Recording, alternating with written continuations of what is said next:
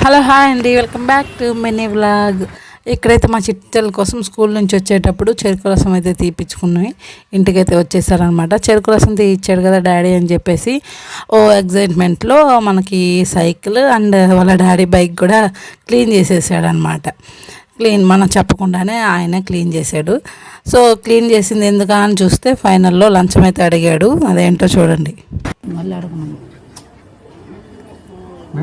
Tiffin ఎంత అనుకుంటున్నావు? నేను వీడియో ఎడిట్ చేస్తాను. చెప్పు. సరే నీకు క్లీన్ చేసిన అప్పుడు కావాలా?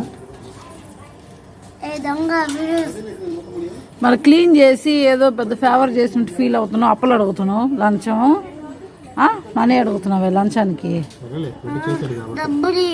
డబ్బులు ఏం కానీ నేను అప్పలు తీసిస్తాను. నువ్వు